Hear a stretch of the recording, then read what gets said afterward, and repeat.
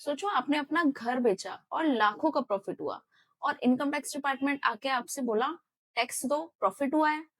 लेकिन अगर मैं आपसे कहूं कि आप अपना लाखों का टैक्स जीरो कर सकते हो, वो भी लीगल तरीके से बिना किसी झोल के, तो सुनने में कैसा लगेगा?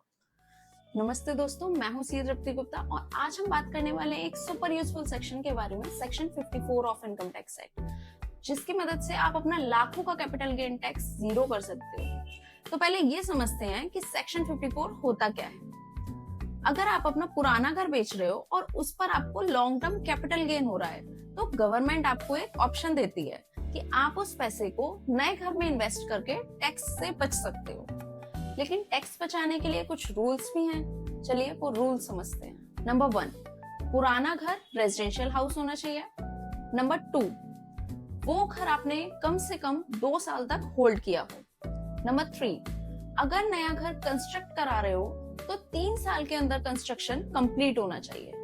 एक सिंपल एग्जांपल से समझते हैं। मैंने घर बेचा 80 लाख का, उस घर की इंडेक्स कॉस्ट थी 40 लाख, मेरा कैपिटल गेन हुआ 40 लाख का। लेकिन अगर मैं उस 40 लाख को नया घर खरीदने में इन्वेस्ट करती हूँ तो मुझे 40 लाख की कैपिटल गेन एग्जम्पशन मिल जाएगी, टैक्स जीरो हो जाएगा।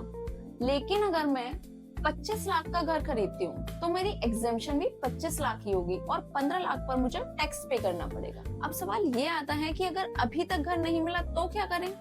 तो आप अपना पैसा आईटीआर फाइलिंग की ड्यू डेट तक कैपिटल गेन स्कीम अकाउंट में डिपॉजिट कर दीजिए और बाद में जब भी कंस्ट्रक्ट करते हो या खरीदते हो घर को, तो उस अकाउंट से आप पैसा यूज कर सकते हो।